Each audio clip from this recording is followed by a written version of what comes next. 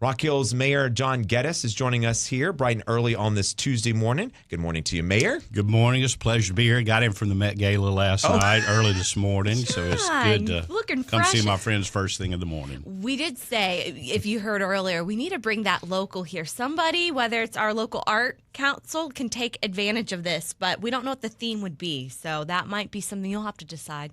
Well, I'd be happy to decide that as long as I don't have to participate.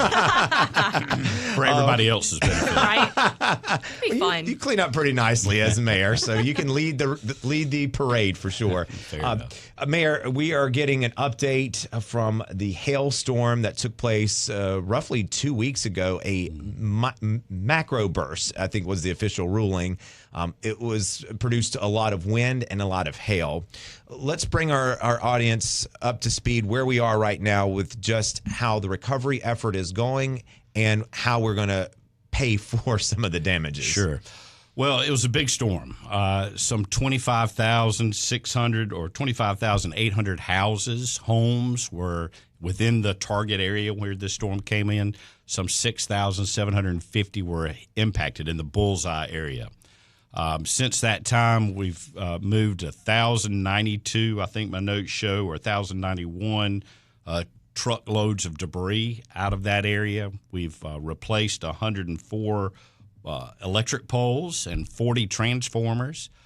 Been very busy to make sure we had a safe area. And then once the safe area was there, we've been getting into the neighborhood and trying to figure things out.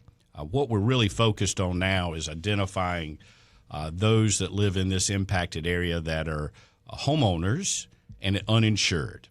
And we're trying to figure out how we can get or help those that are uninsured with a priority to the elderly and to veterans, and make sure that we can get them back into a house that's habitable.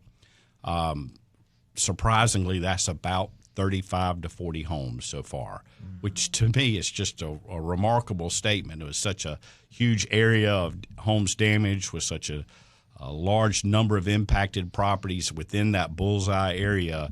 To be worried about 35 to 40 homeowners is pretty manageable. We don't have funds to do that. The federal government, FEMA, we hear a lot about FEMA. They have certain guidelines or rules or the law that says that you have to meet a certain threshold in damages, and I just don't see how we're going to hit that threshold here in Rock Hill or in York County. FEMA's still kind enough to allow us to show them this and show them that, but we've got until I think the end of next week, and then that's the end of that period of time you can prove stuff, and I just don't see us getting to that point. Once they've made their finding, if it is that funding's not available from the federal government, I think the Small Business Administration can come in and give low-interest loans to those that may need help. We've got a lot of damaged properties, but thankfully most of them are covered by insurance. It's just a real small percentage so far that we found that are not. Mayor, I know when you talk about funding, emotions get high, right? Oh, People sure. Get frustrated. Is there a disconnect with just maybe how people think money should be available and explaining to folks why money is not available? Like the example you gave through FEMA, we have to meet a certain threshold. I think 100 homes have to be labeled destroyed, or you can't live in them anymore. But maybe if you can peel back another layer to explain to folks why sometimes the funding is not available, because I know emotions get high. Sure. Once the storm has moved on, people want to clean up and move on with their lives. And then if they can't do so when the funding is not there. Right. Well, there is a lot of funding in our community because of the insurance coverage that most homes have. So we're going to see a lot of these properties get rebuilt or get new roofs or get siding fixed. It's just a small percentage that are not.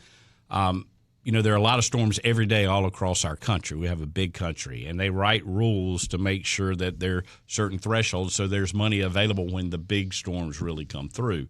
I wish it were different, and I wish the state had money, and we're working with our legislative delegation, which is working very hard to identify some funds in this budget year, and we're hopeful and have our fingers crossed in that way. But what we've always done in Rock Hill is taking care of our own. And so last week we sent an email out. Walter Harden, who is the chair of the Housing Development Corporation at the City of Rock Hill, and I signed a letter to our churches and just asked for a a fundraising Sunday on Mother's Day. You know, how better to recognize your mother and what she meant to you than to maybe help by making a contribution to the Housing Development Corporation of Rock Hill for the purposes of fixing up these 36 homes, give or take. Now, we've already obtained the ability to fix 12 of those homes through some local contractors that we're very thankful for. One of them, Kenny Smith from Leitner Construction, has been a very good partner in this. What we've done is that we've taken the counties. They had a link. If you were damaged, you filled out the information. We've taken that list, and then our inspectors and others at the city have done windshield surveys to figure out which houses were hardest hit. We've done that, and then our Housing and Neighborhood Services and our Housing Development Corporation have gone to, knocked on doors, called these houses, and found out whether they have insurance or not, and, you know, meet other criteria that we have. So we've done a very good job, I think, in getting us to this point. And by getting us to this point and seeing some people step forward, I know that the first 12 houses we're going to get done. In fact, first one will start tomorrow. So of these 36 that are uninsured, and they're homeowners, not rental properties, but homeowners, you know, a third of them are going to be, we know we're good. I feel pretty good that we're going to get the next 10 or 12 funded in the next week or so. I'm knocking on wood a little bit. And then, you know, that gives us about 2/3. And then how do we get that last third? Now, that number will increase. You know, not everybody went to the county link to fill out the baseline. I've had people call me and say, Mayor, I hear there's a thing. I don't have anything. And I said, give me your number. We'll call you. And that person's on the list. So if you do have a home, it's your home, and you live in that home, whether you own it yourself or whether it's your family home, heirs property. You know, mom and daddy died. We still live in this house. You can call the Housing Development Corporation at 803-817-5112, and we'll get you on the list, and we'll come out. We fully expect that number to rise over time because people haven't reached out.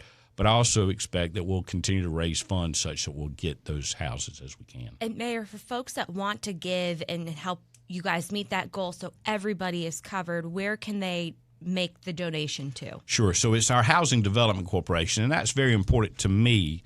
Corinne Sferraza runs the Housing Corporation. Anybody who knows Corinne knows she's all business. She knows how to get stuff done. It's important that, you know, people that come and say we need help, that we run background checks, that we check everybody that lives in the house, their income, could they afford to do their house themselves? Remember, there's this SBA loan that's coming up. Are you elderly? Are you disabled? You know, all those questions need to be asked. And then also the hard questions that we want to make sure the wrong person doesn't come in and get money and then sort of take it away from somebody who really needs it. So the Housing Development Corporation is where you call. It's Corinne Sferraza. It's the same number. And I've got a copy of that letter I'll leave you if y'all want to post or some such that gives people more opportunities. So if you look at about 36 houses, which we have right now, I think we've got 2/3 of those funded. I'm hopeful with you know, some continued pushing out of this ability to donate to the Housing Development Corporation, with the work that our legislative delegation is doing on behalf of the people of Rock Hill and York County, that we're going to get there with those. And, you know, if we can get that done, you know, we're in pretty good shape. Yeah. We can't forget, nobody died in this thing. To my knowledge, nobody was severely harmed, physically harmed during this event. And over 95% of the houses damaged are insured. So we're good. And we've cleaned out the neighborhoods. We've got safe.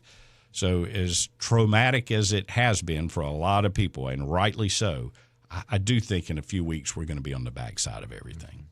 Would it help at all if the governor declared this a disaster, like what happens sometimes in certain counties and certain storms? Would that speed up some funding or make funding more available? Yeah, I think that's directly tied to that FEMA question. I think his declaration, he has to see those thresholds. The federal government requires certain thresholds. Once those are met, then he can declare a state of an emergency. But I'm not sure about that. That's my opinion, just based upon what I've heard.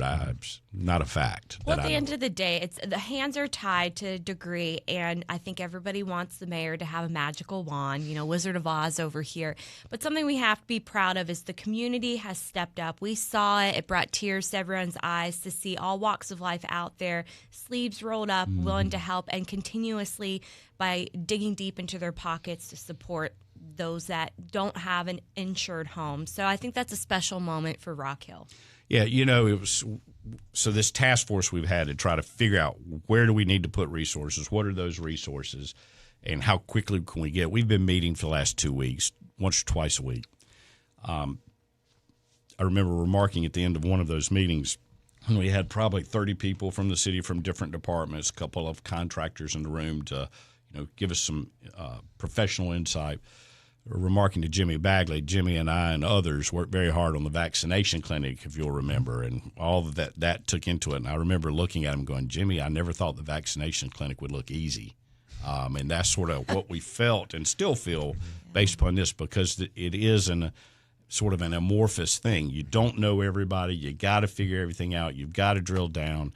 And, there's a sense of urgency because these are people's homes and people are, traumatized. And I don't blame them. I would be too if my roof was leaking. But there are tarps on most roofs. I feel like we're in a really good spot. We've just got to work through the emotions and the trauma, if you will, that's happened to us as a community. It's tough times. Well, of course, as the mayor said, there's a big push that's going to take place on Sunday, Mother's Day, just to show some love to those here in our community that were impacted hard by these storms. And you can, again, reach out to the Rock Hill Housing Corporation, Mayor. Housing Development Corporation. Okay. And they're going to be on Straight Talk on Thursday. Okay, perfect. Manning's interviewing both Walter Harden and Corinne Speraza. So they're coming. They're going to be able to answer specific questions, give contact information, hopefully get an update about fundraising as we see between now and then. We've got a very generous community that love each other. And, on Mother's Day, when we can love our neighbor, it's what it's all about. Rock Hill Mayor John Gettys. Mayor, thank you so much for your time. We appreciate it. Absolutely.